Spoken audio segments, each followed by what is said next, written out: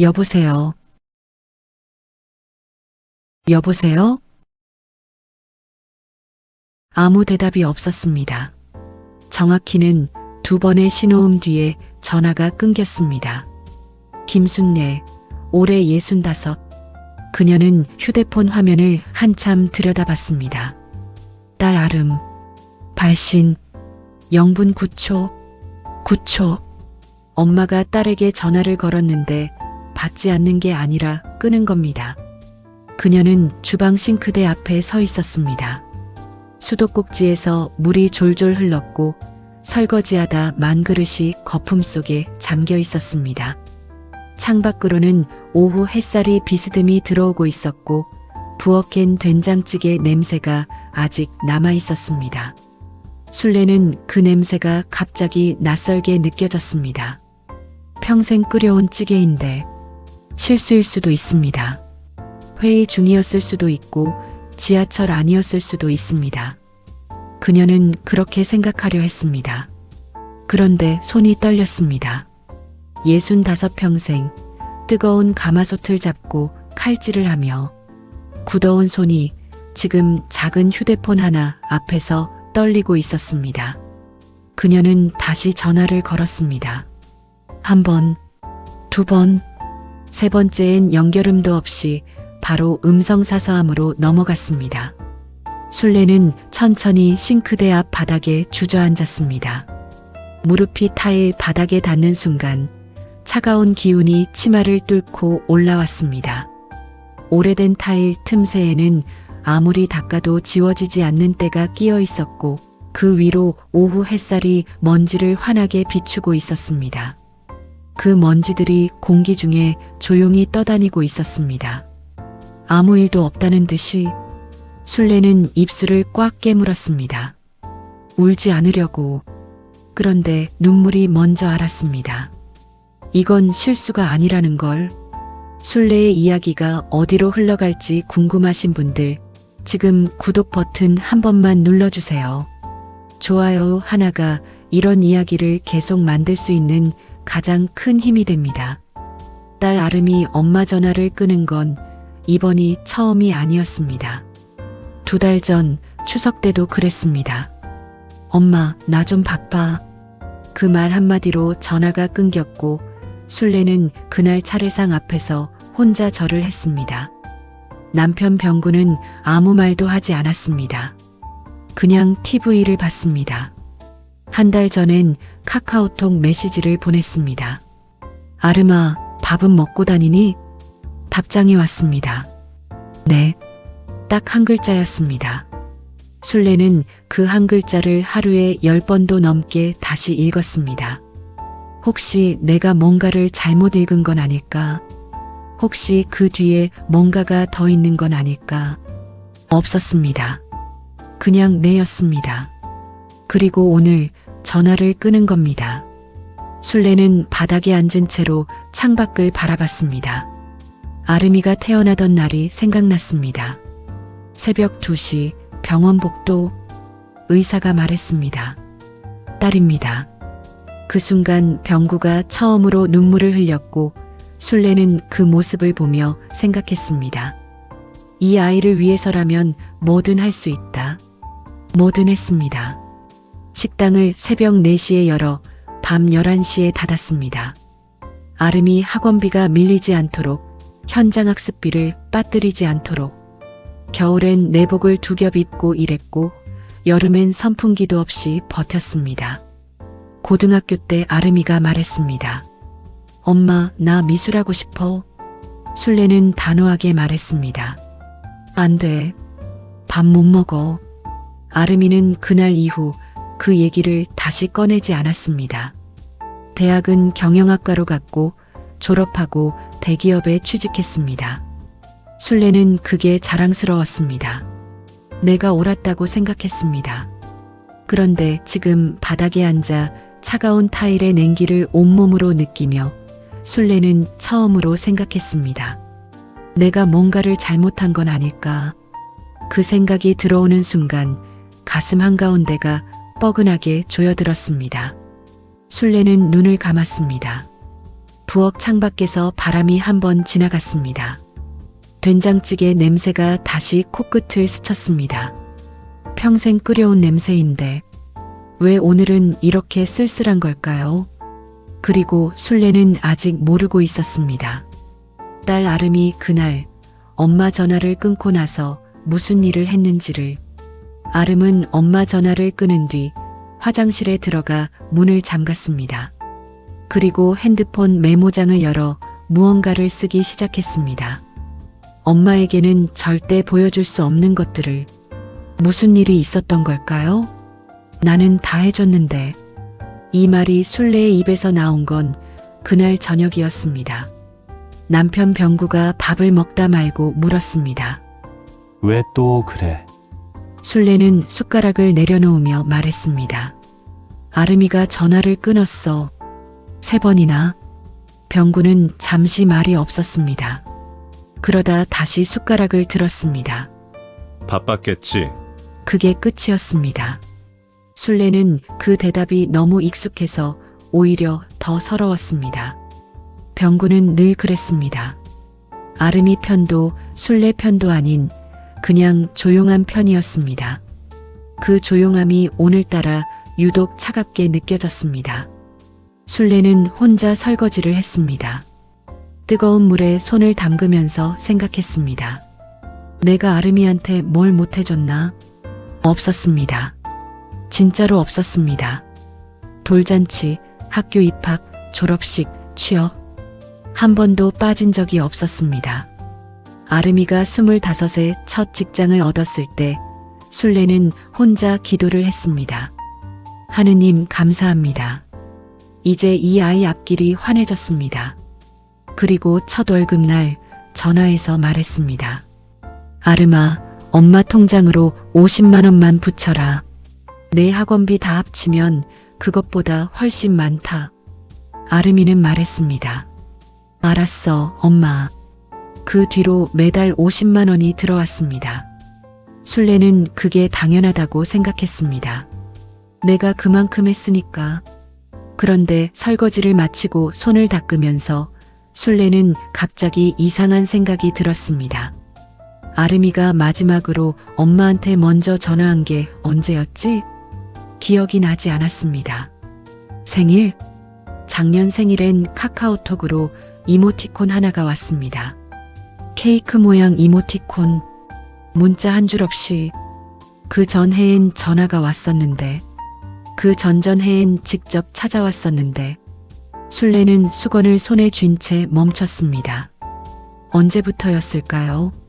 아름이가 조용해진 게, 말이 줄어든 게, 찾아오는 발걸음이 뜸해진 게, 정확한 날짜는 기억나지 않았습니다.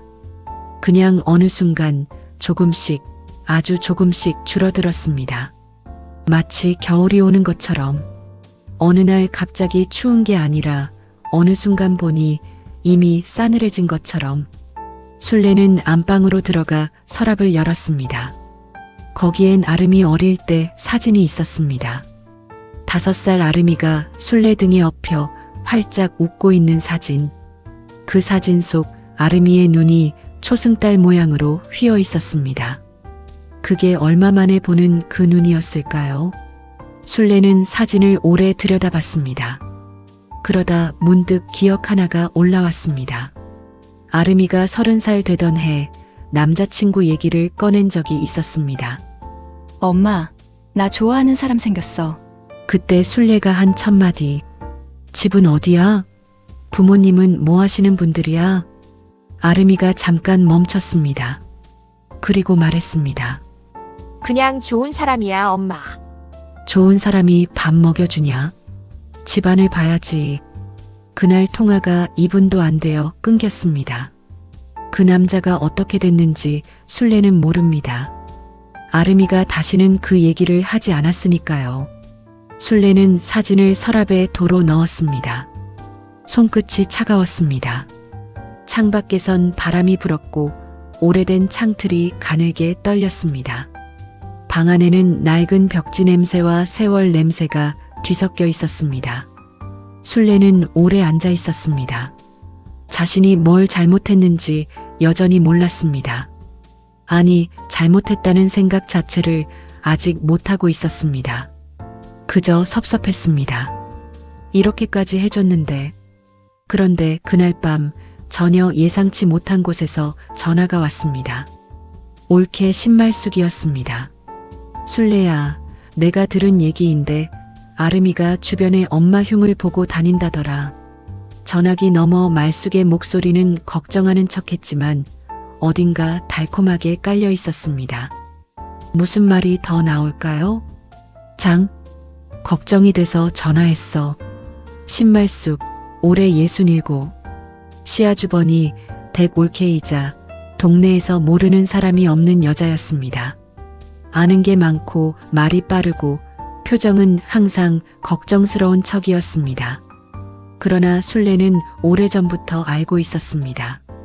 말숙이 걱정하는 척 전화를 걸어올 때는 반드시 뭔가를 흘리러 온다는 걸. 무슨 얘기를? 술래는 목소리를 낮췄습니다.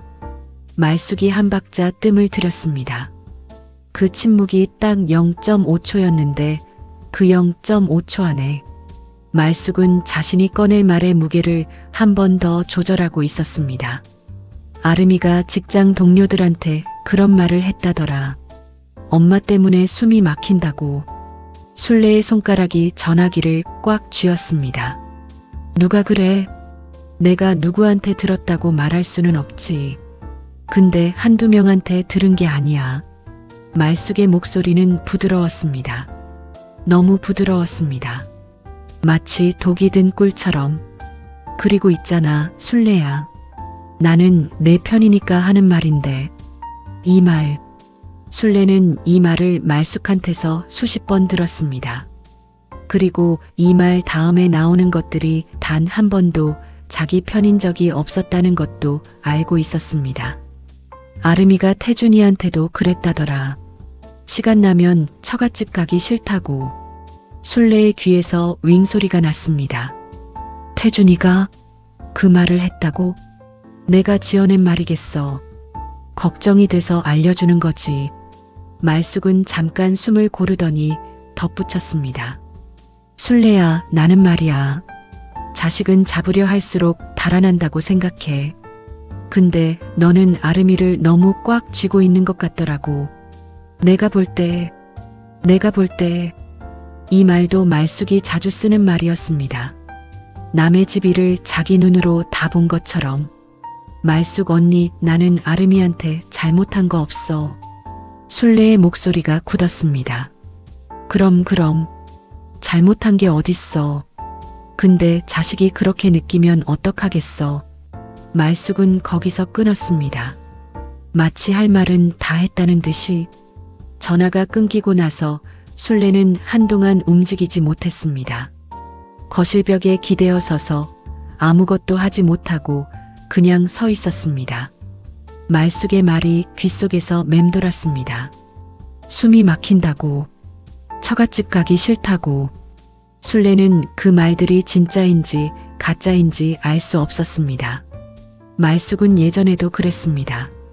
시아버지 제삿날 남편 병구가 형수한테 조금 차갑게 굴었다며 술래한테 전화를 했습니다. 내가 볼 때 병구가 요즘 너한테 소홀한 것 같더라. 그 말 한마디가 그날 밤 부부 싸움으로 번졌습니다. 알고 보니 말숙이 양쪽에 다 다른 말을 옮겼던 겁니다. 그걸 나중에야 알았습니다. 그러니 이번에도 가짜일 수 있었습니다. 그런데 술래는 눈을 감았습니다. 만약 진짜라면? 만약 아름이가 정말로 그 말을 했다면? 그 가능성이 0이 아니라는 게 가슴속에서 조용히 불을 지폈습니다. 방 안은 조용했습니다. 병구는 이미 잠들었고 벽시계가 째깍째깍 소리를 냈습니다. 창밖 가로등 불빛이 커튼 사이로 얇게 들어왔습니다. 술래는 그 빛을 바라보며 생각했습니다. 내가 뭘 그렇게 잘못했다는 걸까? 그런데 그 생각과 동시에 전혀 다른 생각 하나가 함께 올라왔습니다. 말숙 언니는 왜 이 말을 나한테 한 걸까? 진짜 걱정이 돼서? 아니면 술래는 그 생각을 끝까지 이어가지 못했습니다. 무서웠기 때문입니다.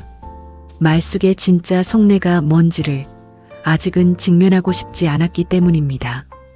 그날 밤 술래는 잠을 이루지 못했습니다. 천장을 보며 뒤척이다가 새벽 2시에 일어나 부엌에서 물 한 잔을 마셨습니다. 냉장고 문에는 아름이가 초등학교 때 그린 그림이 아직 붙어 있었습니다. 크레파스로 그린 가족 그림. 엄마, 아빠, 그리고 아름이. 셋이 손을 잡고 있는 그림. 아름이가 그 그림 아래에 써놓은 글씨. 우리 가족 사랑해요. 술래는 그 글씨를 손가락으로 천천히 짚었습니다. 삐뚤빼뚤한 6살짜리 글씨. 그리고 중얼거렸습니다. 나도 사랑한다, 아가. 그 말이 부엌 공기 속으로 사라졌습니다.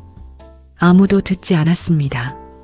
그런데 바로 다음 날 아침 술래가 전혀 예상하지 못했던 일이 벌어졌습니다. 아름에게서 카카오톡이 왔습니다. 메시지는 단 2줄이었습니다. 술래는 그 2줄을 읽고 손에 들고 있던 컵을 떨어뜨렸습니다. 무슨 내용이었을까요? 어머니, 아름이가 많이 지쳐 있어요. 태준의 목소리는 낮았습니다. 현관문 앞이었습니다. 술래가 딸의 아파트 앞에 도착한 건 오전 10시였습니다. 전날 밤 한숨도 못 자고 새벽 첫 버스를 탔습니다. 2시간 반 거리였습니다. 손에는 반찬통이 들려 있었습니다. 깍두기, 장조림, 멸치볶음. 아름이가 어릴 때부터 좋아하던 것들이었습니다. 초인종을 눌렀을 때 나온 건 아름이가 아니었습니다. 태준이었습니다. 그는 문을 반쯤 열고 서 있었습니다. 반쯤만. 그 문 뒤로 아름이가 있다는 걸 술래는 알았습니다. 그러나 아름이는 나오지 않았습니다. 태준의 얼굴은 굳어 있었습니다. 눈밑이 퀭했고 면도를 안 한 턱에 거칠게 수염이 나 있었습니다. 그는 술래를 보며 잠깐 무언가를 결심하는 표정을 지었습니다. 그리고 말했습니다. 어머니, 아름이가 많이 지쳐 있어요. 술래는 반찬통을 꽉 쥐었습니다. 무슨 말이야, 지쳐 있다니. 어디 아파? 태준은 고개를 저었습니다. 몸이 아픈 건 아닌데요. 그럼? 태준은 잠시 말을 멈췄습니다. 그 침묵이 5초였는데 그 5초가 술래에게는 5분처럼 느껴졌습니다. 복도 어딘가에서 엘리베이터 소리가 났습니다. 형광등이 희미하게 깜빡였습니다. 차가운 복도 공기가 술래의 얇은 겉옷 안으로 스며들었습니다. 그리고 태준이 말했습니다. 어머니한테서 연락이 올 때마다 아름이가 많이 힘들어해요. 그 말이 술래의 가슴 한가운데 박혔습니다. 조용히 그러나 깊숙이 내 연락이 힘들다고. 죄송합니다, 어머니. 태준은 고개를 숙였습니다. 그러나 문은 더 열지 않았습니다. 반찬통이 술래의 손에서 흔들렸습니다. 뚜껑이 달그락 소리를 냈습니다. 술래는 그 소리가 너무 크게 들렸습니다. 고요한 복도에서 그 달그락 소리만 울렸습니다. 아름이 나오라고 해. 어머니, 아름이 나오라고 하라고. 목소리가 갈라졌습니다. 태준은 잠시 뒤로 돌아봤습니다. 그리고 다시 술래를 봤습니다. 지금은 좀 어렵습니다. 그 말이 끝나기도 전에 술래는 문 너머에서 소리를 들었습니다. 아주 작은 소리, 코를 훌쩍이는 소리였습니다. 아름이가 문 바로 뒤에 있었습니다. 들리는 거리였습니다. 그러나 나오지 않았습니다. 술래는 그 사실을 인지하는 순간 다리에 힘이 빠졌습니다. 복도 벽에 손을 짚었습니다. 벽이 차가웠습니다. 몇십 년을 키웠습니다. 새벽 4시에 일어나 식당 문을 열었습니다. 손이 다 터도 모른 척 했습니다. 그런데 지금 딸은 문 뒤에서 울면서 나오지 않고 있었습니다. 술래는 반찬통을 현관 앞 바닥에 내려놓았습니다. 천천히, 아주 천천히, 그리고 돌아섰습니다. 엘리베이터 버튼을 눌렀습니다. 기다리는 동안 등 뒤에서 문 닫히는 소리가 들렸습니다. 찰칵. 그 소리가 생각보다 작았습니다. 그래서 더 아팠습니다. 엘리베이터 문이 열렸습니다. 술래는 들어가서 닫힌 버튼을 눌렀습니다. 문이 닫히고 숫자가 내려가는 동안 술래는 아무 표정도 짓지 않았습니다. 지하 주차장에 도착했습니다. 버스 정류장까지 걸어가는 동안 바람이 불었습니다. 11월의 바람이었습니다. 나뭇잎이 다 떨어진 가로수 사이로 차가운 바람이 지나갔습니다. 술래는 멈추지 않고 걸었습니다. 버스 정류장 의자에 앉아서야 처음으로 얼굴을 손으로 가렸습니다. 오가는 사람들 앞에서 65살 여자가 손으로 얼굴을 가리고 어깨를 들썩였습니다. 아무도 쳐다보지 않았습니다. 그게 더 다행이었습니다. 버스가 2대 지나갔습니다. 술래는 타지 않았습니다. 한참 뒤에야 겨우 일어났습니다. 그리고 집에 돌아와 아무것도 하지 않고 소파에 앉아 있었습니다. 병구가 퇴근하고 들어왔을 때 술래는 그 자리에 그대로 있었습니다. 불도 안 켠 채, 저녁도 안 차린 채 병구가 불을 켰습니다. 술래의 얼굴을 보더니 아무 말도 하지 않았습니다. 주방으로 가서 라면을 끓였습니다. 2그릇. 술래 앞에 라면 1그릇을 밀어놨습니다. 말없이 술래는 그 라면을 보며 처음으로 생각했습니다. 내가 뭔가를 잘못하고 있구나. 아직 뭔지는 몰랐습니다. 그러나 뭔가가 잘못됐다는 건 알았습니다. 그리고 그날 밤 말숙에게서 또 전화가 왔습니다. 말숙의 목소리는 이번엔 달랐습니다. 평소의 달콤한 걱정이 아니었습니다. 뭔가를 알고 있는 사람의 목소리였습니다. 술래야, 내가 오늘 아름이한테 전화를 했거든. 술래의 손이 굳었습니다. 말숙이 아름이에게 무슨 말을 한 걸까요? 내가 아름이 편 들어줬어. 말숙은 그렇게 시작했습니다. 술래는 조용히 들었습니다. 아름이가 요즘 힘들다고 하더라고. 그래서 내가 말해줬지. 괜찮다고, 내 잘못이 아니라고. 술래의 눈썹이 움직였습니다. 언니가 아름이한테 직접 전화를 했어? 걱정이 되니까. 언니가 왜 우리 아이한테 직접 전화를 해? 아니, 걱정이 돼서 한 건데 왜 그래? 나는 아름이 이모나 다름없는 사람인데. 말숙의 목소리가 살짝 뾰족해졌습니다.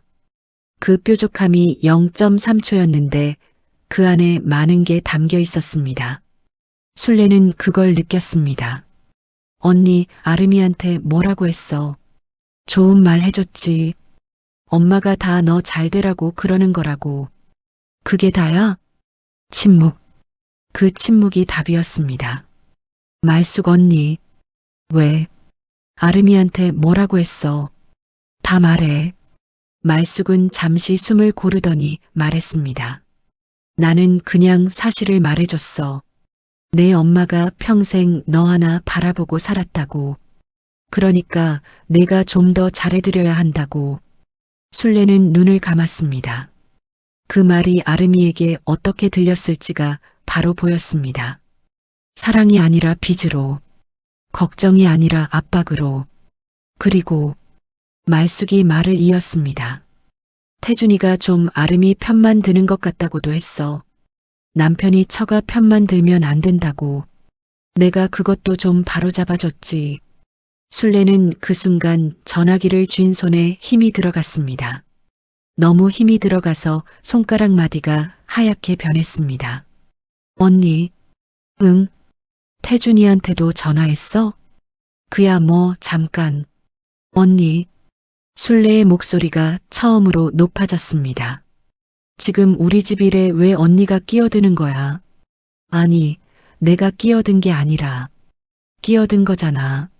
내 딸한테 전화하고 내 사위한테 전화하고. 술래야, 목소리 좀 낮춰. 낮추기 싫어. 이 말이 나오는데 30년이 걸렸습니다. 말숙의 숱한 참견들, 숱한 내가 볼 때들, 숱한 걱정돼서 하는 말들, 그때마다 술래는 참았습니다. 어른이니까, 옳게니까, 들어드려야 한다고 생각했습니다. 그런데 오늘은 달랐습니다. 딸이 문을 열어주지 않았습니다. 복도에서 울고 있었습니다. 그 장면이 눈에서 지워지지 않았습니다. 언니, 나한테 딱 한 가지만 물어볼게. 뭔데? 5년 전에 아름이가 언니한테 전화를 했다고 했잖아. 엄마한테 어떻게 하면 좋을지 모르겠다고. 말숙이 조용해졌습니다. 그때 언니가 아름이한테 뭐라고 했어? 침묵. 말숙 언니. 그냥 엄마가 다 맞는 말하는 거니까 따르라고 했지. 술래의 눈에서 무언가가 스쳤습니다. 분노인지 슬픔인지 알 수 없는 것이 5년 전 아름이가 엄마 때문에 힘들어서 말숙에게 전화를 했습니다. 도움을 구했습니다. 그런데 말숙은 아름이 편이 되어주는 대신 술래 편을 들었습니다. 아름이는 그 전화 이후 어떤 기분이었을까요? 사방이 막힌 느낌이었겠지요. 엄마한테는 말 못하고 그나마 기댔던 이모한테도 외면당하고 술래는 그 장면을 상상하는 순간 가슴이 무너졌습니다. 분노의 방향이 바뀌었습니다. 말숙을 향한 분노가 자기 자신을 향한 분노와 뒤엉켰습니다. 언니, 응. 다음부터 우리 아름이한테 전화하지 마. 야, 술래야. 사위한테도 하지 마. 우리 집 일에 끼어들지 마. 내가 다 잘 되라고. 안 잘 돼. 언니가 끼어들수록 안 잘 돼. 말숙이 말했습니다. 너 지금 나한테 이러는 거야? 그 목소리엔 서운함이 실려 있었습니다.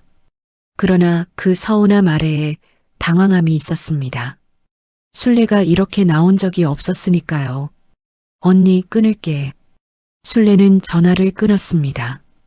그리고 소파에 앉아 한참 동안 숨을 골랐습니다. 손이 떨렸습니다. 다리도 떨렸습니다. 그런데 이상하게 가슴은 조금 시원했습니다. 처음 느껴보는 시원함이었습니다. 그러나 그 시원함이 채 가시기도 전에 술래는 깨달았습니다. 말숙을 탓하는 것으로는 아무것도 해결되지 않는다는 걸. 아름이가 문을 열어주지 않은 건 말숙 때문이 아니었습니다. 아름이가 5년 전 말숙에게 전화를 한 건 술래에게 말할 수 없었기 때문이었습니다. 그 근본엔 자기 자신이 있었습니다. 술래는 눈을 감았습니다. 차가운 방 안에서 오래된 벽지 냄새가 코끝에 맴돌았습니다. 멀리서 아이 우는 소리가 들렸습니다. 어디선가 누군가의 아이가 울고 있었습니다. 술래는 그 소리를 들으며 생각했습니다. 나는 어디서부터 잘못된 걸까? 그 질문에 답을 줄 수 있는 사람이 딱 한 명 있었습니다. 박정임이었습니다. 다음 날 아침 술래는 정임에게 전화를 했습니다. 그런데 정임은 전화를 받자마자 뜻밖의 말을 했습니다. 술래야, 나 너한테 할 말이 있었는데 사실 아름이 나한테 연락을 했어. 술래는 말문이 막혔습니다. 정임이 알고 있는 것들이 무엇일까요? 아름이가 나한테 연락을 했어. 정임의 목소리는 조심스러웠습니다. 언제? 3달 전. 3달. 술래는 그 시간을 거슬러 올라가 봤습니다. 3달 전이면 추석이었습니다. 아름이가 명절날 전화를 일찍 끊었던 그때 뭐라고 했는데? 너 욕한 거 아니야. 그냥 많이 힘들다고. 정임은 천천히 말을 골랐습니다. 엄마가 싫은 게 아니라 엄마랑 있으면 자꾸 작아지는 기분이 든다고. 작아진다. 그 단어가 술래의 머릿속에서 천천히 펼쳐졌습니다. 자기 선택을 할 때마다 엄마 눈치를 보게 된다고. 직장에서 칭찬을 받아도 엄마가 뭐라고 할까를 먼저 생각하게 된다고. 나는 그냥 잘 되길 바라는 거잖아. 알아, 술래야. 나도 알아. 정임의 목소리가 부드러워졌습니다. 그 부드러움 안에 오래된 우정이 있었습니다. 근데 있잖아. 나도 우리 아들한테 똑같은 말 들었어. 정임이 너도? 응. 한 3년 전에. 정임이 잠깐 멈췄습니다. 찻집 안에서 커피 내리는 소리가 났습니다. 두 사람은 동네 작은 찻집에 마주 앉아 있었습니다. 창밖으로 은행나무가 보였고 노란 잎이 간간히 떨어지고 있었습니다. 정임이 찻잔을 두 손으로 감쌌습니다. 아들이 나한테 이런 말을 했어. 엄마가 전화 안 하니까 오히려 보고 싶더라고. 술래는 눈을 깜빡였습니다. 전화를 안 했는데 보고 싶다고? 응. 나는 처음에 말도 안 된다고 생각했어. 연락을 안 하면 멀어지는 거지. 어떻게 더 보고 싶어지냐고. 그러게. 근데 아들이 설명을 해주더라고. 엄마 전화가 오면 뭔가 해야 할 것 같은 기분이 들었대. 잘 지내냐고 물으면 잘 지낸다고 대답해야 하고, 밥 먹었냐고 물으면 밥 먹었다고 대답해야 하고, 대화가 아니라 보고 갔다고. 보고. 술래는 그 단어를 삼켰습니다. 근데 내가 전화를 안 하니까 아들이 먼저 생각하게 됐대. 엄마 요즘 어떻게 지내지? 보고 싶다. 그 마음이 자기한테서 나온 거니까 전화하기 싫지 않더라고. 그게 말이 돼? 말이 안 될 것 같지? 근데 돼, 술래야. 정임이 찻잔을 내려놓으며 말했습니다. 내가 한 발 물러섰더니 아들이 한 발 걸어왔어. 술래는 창밖 은행나무를 바라봤습니다. 노란 잎 하나가 바람에 떨어졌습니다. 떨어지는 속도가 느렸습니다. 나는 그게 무서워. 술래가 말했습니다. 내가 물러서면 아름이가 아예 안 올 것 같아. 나도 그게 제일 무서웠어. 근데 반대야. 항상 거기 있으려 할수록 자식은 멀어져. 사람이 숨 막히면 도망가거든. 정임은 술래의 눈을 똑바로 봤습니다. 술래야, 한 가지만 물어볼게. 응. 마지막으로 아름이랑 통화할 때 아름이 말을 끝까지 들어준 적 있어? 중간에 끊지 않고. 술래는 대답하지 못했습니다. 기억이 없었기 때문이 아니었습니다. 기억이 있었기 때문이었습니다. 항상 끊었습니다. 그건 아니지. 내가 더 잘 알아. 그게 무슨 선택이야. 그 말들이 줄줄이 떠올랐습니다. 정임아. 응. 나는 나쁜 엄마야. 정임은 바로 대답하지 않았습니다. 그리고 잠시 뒤 말했습니다. 나쁜 엄마가 아니야. 근데 아름이를 숨막히게 하는 방식으로 사랑하고 있어. 그 말이 찻집 안 공기 속에 가만히 떠 있었습니다. 술래는 그 말을 오래 들여다봤습니다. 부정하고 싶었습니다. 그러나 부정할 수가 없었습니다. 집에 돌아오는 버스 안에서 술래는 내내 창밖을 봤습니다. 가로수들이 줄지어 지나갔습니다. 다 잎이 떨어져 있었습니다. 그 나무들이 괜찮아 보였습니다. 잎이 없어도 나무는 죽지 않았습니다. 봄이 오면 다시 피어날 것이었습니다. 술래는 그 나무들을 보며 생각했습니다. 나도 한번 내려놓아 봐야 하나. 그런데 집에 도착했을 때 현관문을 여는 순간 술래는 멈췄습니다. 아름이가 어릴 때 쓰던 방문이 열려 있었습니다. 안에서 빛이 새어나왔습니다. 그리고 낡은 책장 앞 바닥에 뭔가가 떨어져 있었습니다. 오래된 공책이었습니다. 술래는 그 공책을 집어들었습니다. 표지에 아름이의 글씨로 적혀 있었습니다. 나의 일기. 절대 보지 마시오. 술래는 한참 동안 그 공책을 들고 서 있었습니다. 열어봐야 할까요? 말아야 할까요? 그리고 결국 첫 페이지를 펼쳤을 때 날짜가 보였습니다. 중학교 2학년, 13년 전이었습니다. 오늘 엄마한테 또 혼났다. 첫 줄이었습니다. 삐뚤빼뚤한 글씨였습니다. 술래는 아름이 방 바닥에 주저앉았습니다. 무릎을 꿇고 공책을 두 손으로 들고 읽었습니다. 미술하고 싶다고 했더니 밥도 못 먹는 소리 한다고 했다. 나는 그림 그릴 때가 제일 좋은데 엄마는 내가 좋아하는 게 왜 다 쓸모없는 걸까? 술래는 숨을 참았습니다. 다음 페이지. 엄마가 성적표 봤다. 수학이 B였는데 나머지는 다 어였는데 수학 얘기만 했다. 나는 국어가 반에서 1등인데 그 얘기는 한마디도 안 했다. 잘했다는 말 한번 들어보고 싶다. 술래의 눈이 뜨거워졌습니다. 다음 페이지. 오늘 엄마가 전화했다. 학교 어땠냐고. 나는 오늘 좋은 일이 있었는데 반 친구들이 내 그림 보고 진짜 잘 그린다고 했는데 근데 말 못했다. 어차피 엄마는 그림 얘기 나오면 싫은 표정 지을 거니까. 어차피 그 단어가 술래의 가슴을 찌르고 지나갔습니다. 어차피 딸이 15살 때 이미 포기하고 있었습니다. 엄마한테 좋은 일을 말하는 것을. 다음 페이지. 엄마가 무서운 건 아닌데. 근데 엄마 전화 오기 전에 심장이 빨리 뛴다. 왜 그럴까? 엄마가 싫은 건 아닌데. 엄마가 좋은데. 근데 왜 무서운 걸까? 술래는 공책을 덮었습니다. 덮고 싶어서가 아니었습니다. 더 읽을 수가 없었기 때문이었습니다. 눈에서 눈물이 떨어졌습니다. 공책 표지 위로 둥글게 번졌습니다. 65살이었습니다. 손등에 검버섯이 피어 있었고 무릎이 시렸습니다. 그러나 지금 이 방 바닥에서 그녀는 30의 전 실수를 처음으로 보고 있었습니다. 아름이가 싫어서 멀어진 게 아니었습니다. 무서워서였습니다.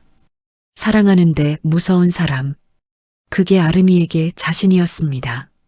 술래는 공책을 가슴에 안았습니다. 오랫동안 그렇게 앉아 있었습니다. 아름이 방은 오래전부터 아무도 쓰지 않았지만 아직 그 아이 냄새가 남아있는 것 같았습니다. 책장에 꽂힌 동화책들, 책상 위에 먼지가 쌓인 연필꽂이, 벽에 아직 붙어있는 낡은 포스터, 그 안에서 술래는 오래 울었습니다. 그리고 마지막 페이지를 펼쳤습니다. 중학교 2학년 아름이의 마지막 일기. 엄마가 나를 사랑하는 건 알아. 근데 나는 가끔 이런 생각을 해. 엄마가 사랑하는 게 나인지 아니면 엄마가 원하는 내 모습인지.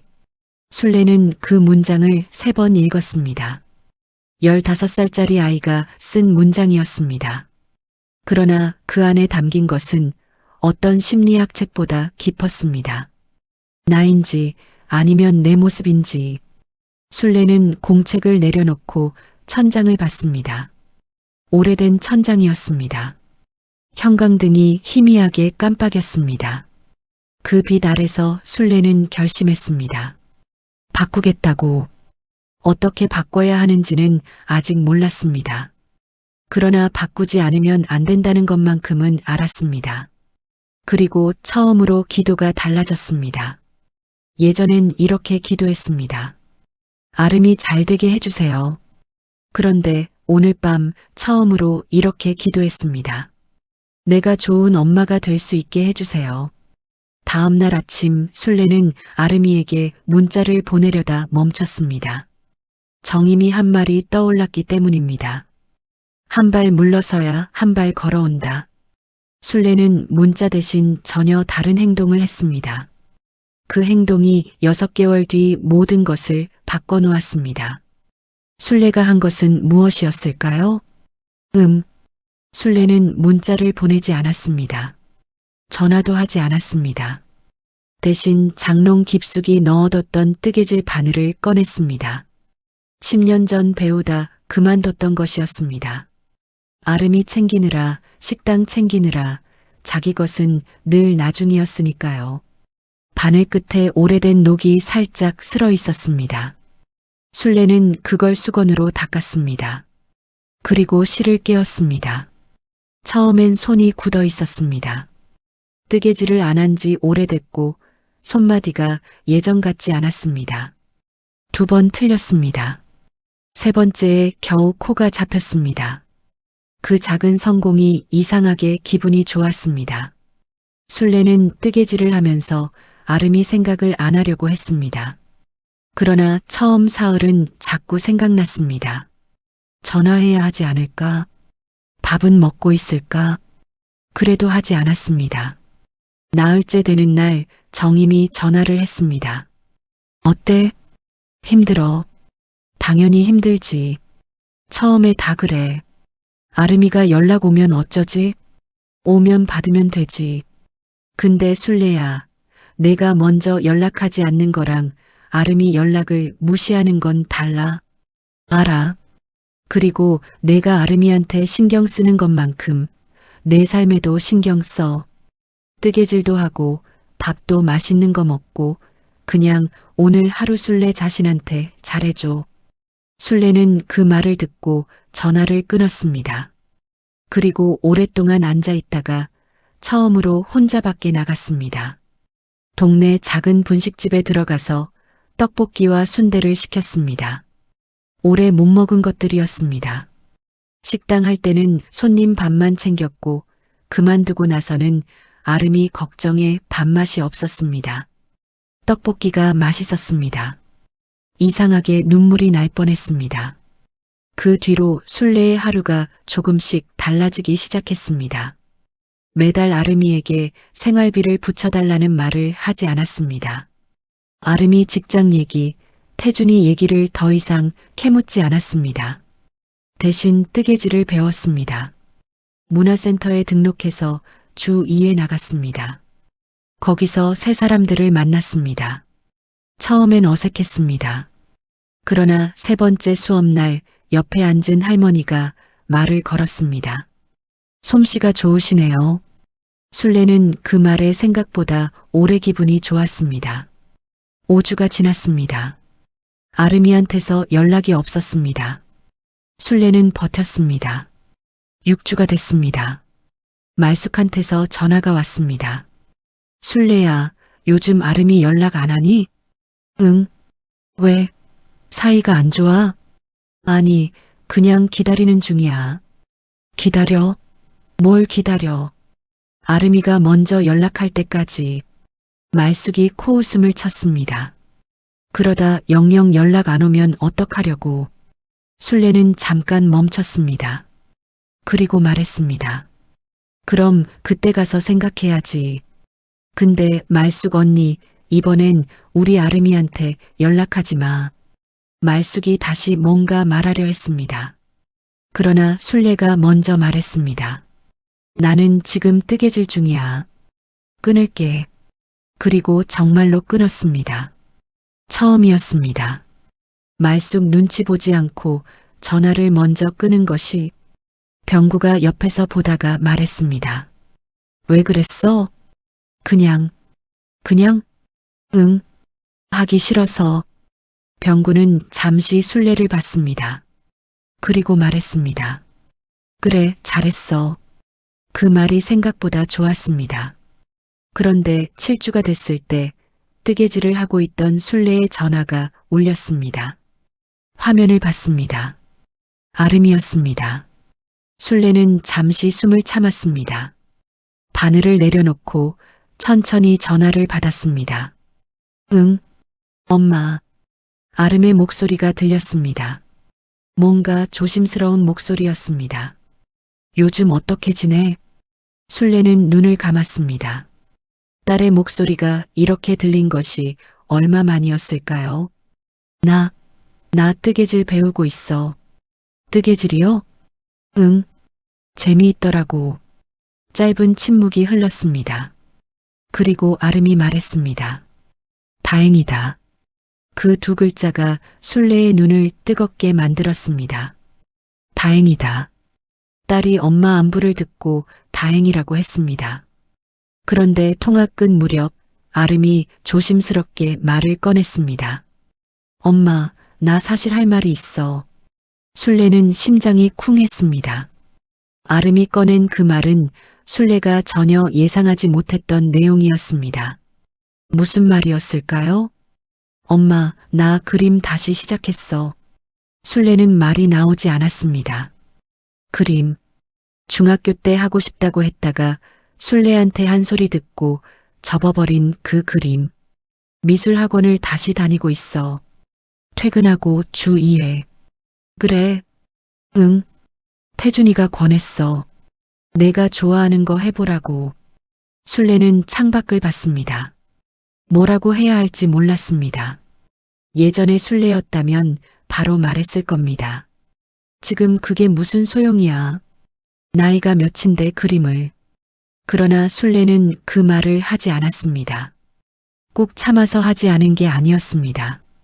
아름이 방바닥에서 읽은 일기가 떠올랐기 때문이었습니다. 엄마가 사랑하는 게 나인지 아니면 엄마가 원하는 내 모습인지. 술래는 천천히 말했습니다. 잘 됐다. 응?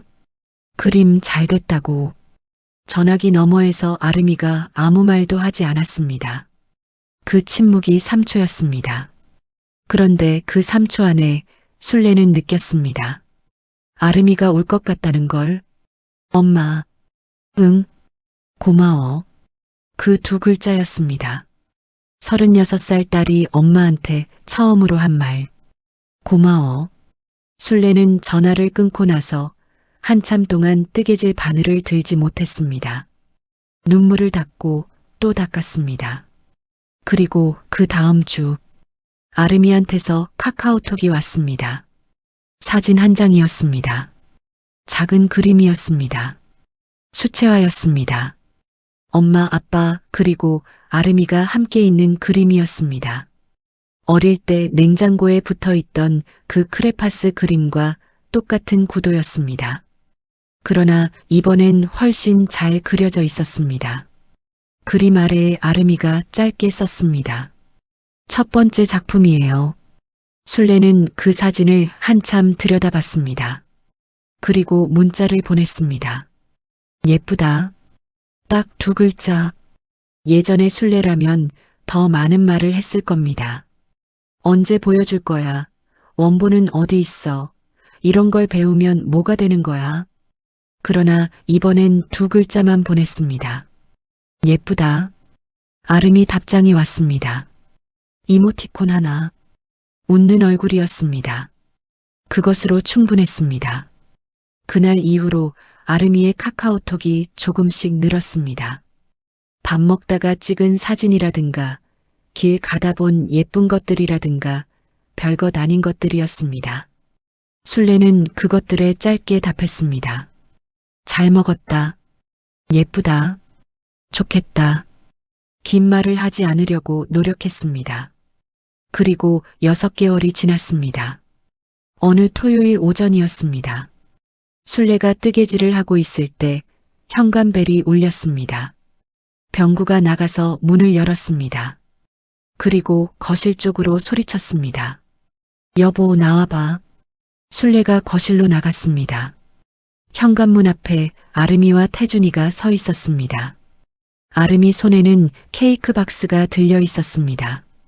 엄마 생일 다음 주잖아. 미리 왔어. 술래는 말을 하지 못했습니다. 아름이가 먼저 찾아온 것이 몇 년 만이었는지 기억도 나지 않았습니다. 아름이가 현관으로 들어서며 말했습니다. 엄마, 뜨개질 하던 거 보여줘. 응? 뜨개질 한다고 했잖아. 보고 싶어서. 그 말이 어찌나 자연스럽던지 술래는 그냥 웃음이 났습니다. 억지 웃음이 아니었습니다. 그냥 오래 잊고 있던 웃음이 났습니다. 케이크를 먹다가 아름이가 꺼낸 말. 그 말은 술래가 평생 듣고 싶었던 말이었습니다. 그런데 듣고 나서 술래는 울었습니다. 기뻐서가 아니었습니다. 미안해서였습니다. 아름이가 무슨 말을 한 걸까요? 케이크를 4조각으로 잘랐습니다. 아름이, 태준이, 병구, 그리고 술래. 오래전엔 이런 자리가 자주 있었습니다. 그런데 언제부터인가 없어졌습니다. 아무도 없애겠다고 한 게 아닌데 그냥 조금씩 사라졌습니다. 케이크를 먹다가 아름이가 말했습니다. 엄마. 응. 나 예전에 엄마한테 하고 싶은 말이 많았어. 술래는 포크를 내려놓았습니다. 근데 못했어. 엄마가 들어주지 않을 것 같아서. 그 말이 조용히 왔습니다. 비난이 아니었습니다. 그냥 사실이었습니다. 그래서 더 아팠습니다.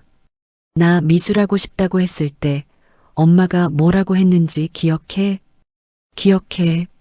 나는 그날 되게 오래 울었어. 술래는 눈을 감았습니다. 미안하다. 처음으로 하는 말이었습니다. 30년을 키우면서 처음으로. 그리고 있잖아, 엄마. 아름이가 잠깐 숨을 골랐습니다. 사실 엄마가 싫었던 게 아니야. 엄마가 너무 좋아서, 엄마한테 실망시키고 싶지 않아서 그게 무서웠던 거야. 그 말을 듣는 순간 술래의 눈에서 눈물이 났습니다. 참으려 했는데 참아지지 않았습니다. 그 눈물은 섭섭함이 아니었습니다. 미안함이었습니다. 딸이 엄마를 사랑해서, 엄마가 좋아서, 실망시키고 싶지 않아서 무서웠던 거였습니다. 그걸 30년 동안 몰랐습니다. 아름이가 술래 쪽으로 조금 몸을 기울였습니다. 엄마, 요즘 좋아 보여. 그래. 응. 뭔가 달라진 것 같아. 가벼워 보여. 술래는 웃었습니다. 뜨개질 덕분인가? 아니, 그냥 엄마 자체가. 아름이가 말했습니다. 예전엔 엄마 얼굴에 나 때문에 걱정하는 게 항상 보였거든. 그게 나는 무거웠어. 내가 잘해야 엄마가 행복한 것 같아서. 술래는 그 말을 삼켰습니다. 근데 요즘은 엄마가 그냥 행복해 보여. 나랑 상관없이. 그 말이 상처가 아니었습니다. 해방이었습니다. 엄마가 나랑 상관없이 행복하면 딸은 자유로워집니다. 엄마의 행복이 자신에게 달려있지 않으니까. 술래는 아름이를 봤습니다. 36살 딸. 눈가에 잔주름이 생겼습니다. 머리카락이 조금 길어졌습니다. 예쁘게 컸습니다. 아름아. 응. 엄마가 오래 미안했는데 이제 말할 수 있겠다. 미안해. 아름이가 웃었습니다. 눈이 초승달처럼 휘었습니다. 어릴 때 사진 속 그 눈이었습니다. 엄마도 미안해. 내가 더 일찍 말했어야 했는데. 태준이가 케이크를 한 조각 더 잘랐습니다. 병구가 TV를 켜다가 멈췄습니다. 그냥 거실에 앉아서 넷이서 웃었습니다. 별것 없이, 특별한 것 없이 그냥 웃었습니다. 그 웃음이 제일 좋았습니다. 그날 저녁 아름이와 태준이가 돌아가고 나서 술래는 현관문을 닫았습니다. 그리고 문에 등을 기댔습니다. 몇 달 전 딸의 집 현관 앞에서 닫히는 문소리를 들었던 기억이 났습니다. 찰칵.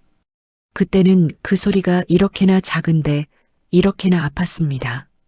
오늘은 술래 쪽에서 문을 닫았습니다. 그리고 그 문에 기대어 처음으로 이렇게 생각했습니다. 잘 됐다. 다 잘 될 거야. 병구가 주방에서 물 한 잔을 들고 나오다가 말했습니다. 아름이 잘 왔다 갔지. 응. 다음엔 언제 오나? 몰라. 아름이가 오고 싶을 때 오겠지. 병구가 술래를 봤습니다. 달라졌네, 당신. 술래는 웃었습니다. 그래. 응. 좋아졌어. 술래는 창밖을 봤습니다. 골목 가로등 불빛이 켜져 있었습니다. 바람이 불지 않는 고요한 밤이었습니다. 멀리서 아이들 웃음소리가 들렸습니다. 술래는 그 소리를 들으며 생각했습니다. 한 걸음 물러서는 것. 그게 이렇게 어려운데, 이렇게 좋은 것인 줄 몰랐습니다. 냉장고 문에 붙어 있는 아름이의 어릴 때 그림. 그리고 오늘 아름이가 카카오톡으로 보내준 수채화. 술래는 내일 그 수채화를 출력해서 옆에 붙여야겠다고 생각했습니다. 크레파스 그림 옆에 세월이 다른 두 그림이 나란히. 그것으로 충분했습니다. 오늘 술래의 이야기 어떠셨나요? 혹시 지금 이 순간 자식한테 못했던 말이 떠오르신 분 계신가요? 아니면 반대로 부모님께 하고 싶었는데 못했던 말이 있으신 분도 계실 겁니다. 댓글에 딱 한 줄만 남겨주세요.